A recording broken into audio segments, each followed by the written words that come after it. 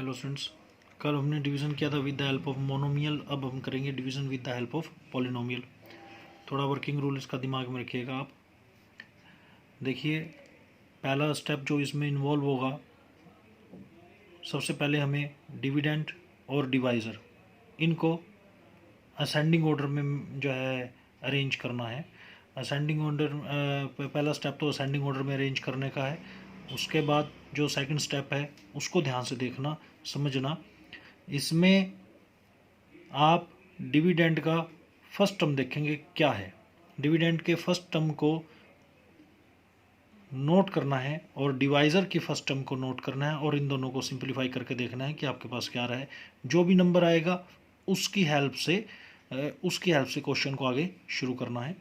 Step third, इसमें वो जो है नंबर कैलकुलेट करना है। सिंप्लीफिकेशन के बाद नंबर क्या आता है, थर्ड स्टेप, जो हमारे पास सेकंड स्टेप में नंबर आया है पूरे डिवाइज़र को उससे मल्टीप्लाई करके कोरस्पॉन्डिंग टर्म्स के नीचे लिखना है।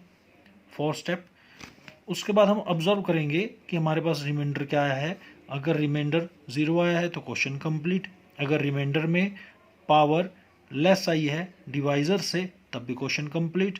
अगर रिमाइंडर की पावर डिवाइज़र की पावर से ज़्यादा है तो फिर दोबारा से स्टेप नंबर सेकंड वाला क्वेश्चन स्टेप यूज़ करेंगे और फिर थर्ड और फिर फोर्थ, और ये तब तक जो है तब तक चलते चले जाएंगे जब तक कि हमारे पास या तो रिमाइंडर में 0 आ जाए या फिर जो रिमाइंडर की डिग्री है वो डिवाइज़र की डिग्री से कम हो जाए। तब तक हम इस स्टेप को रिपीट करते रहेंगे और एंड में वही है जो है, जब हमारे पास ऐसा प्रोसेस जैसा स्टेप हो कंप्लीट हो जाएगा तो वो हमारा आंसर हो जाएगा। ये वर्किंग रूल है। इन वर्किंग रूल को हम अपने सामने रखेंगे और एक कुछ क्वेश्चन ट्राई करके देखते हैं। देखिए, सबसे पहले ये हमारे पास क्या है, डिविडेंड, और ये क्या है, डिवाइज़र। सबसे पहले डिविडेंड को देखो, पावर कितनी है 1, फिर 3, फिर 2, फिर कांस्टेंट। नहीं, ये स्टैंडर्ड फॉर्म में नहीं है। स्टेप फर्स्ट में क्या था, arrange the dividend and divisor in descending order. तो पहले हम इसको डिसेंडिंग ऑर्डर में लिखेंगे। तो ये डिविडेंड है, इसको मैं जो है स्टैंडर्ड फॉर्म में लिखूँगा। सबसे पहले बड़ी पावर, फिर उसके बाद उससे छोटी, फिर उससे छोटी, फिर उससे छोटी, एंड में कांस्टेंट टर्म। इसी तरह से डिवाइज़र को जो है स्टैंडर्ड फॉर्म में लाने की जरूरत ही नहीं है क्योंकि ये है। अगर नहीं होता तो इसके साथ भी हम स्टैंडर्ड फॉर्म में इसको यूज़ करते।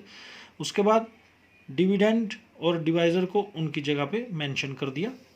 अब स्टेप सेकंड के लिए तैयार हो जाइए।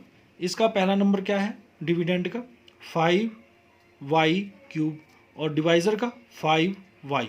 ये देखिए, नोट कर लिया। फर्स्ट टर्म ऑफ डिविडेंड और first term of divisor. Dividend की फर्स्ट टर्म ऊपर लिखनी है, डिवाइज़र की फर्स्ट टर्म नीचे लिखनी है और सिंप्लीफाई करके देखेंगे क्या आया, y² आया। पूरे डिवाइज़र को मैं y² से मल्टीप्लाई करूँगा। ये स्टेप थर्ड है।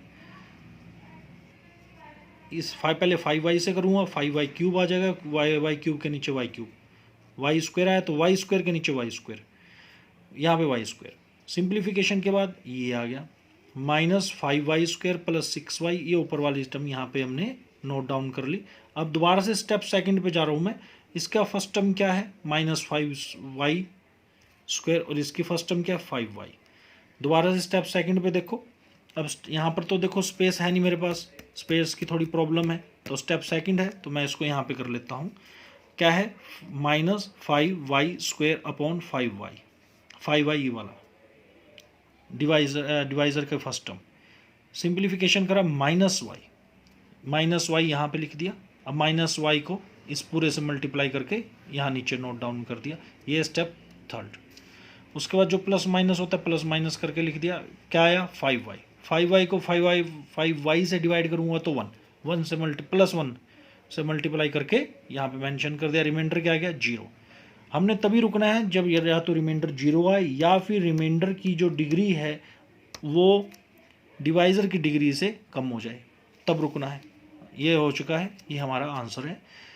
अब हम यहाँ पे डिविडेंड ये रहा, ये लिख दिया स्टैंडर्ड फॉर्म में।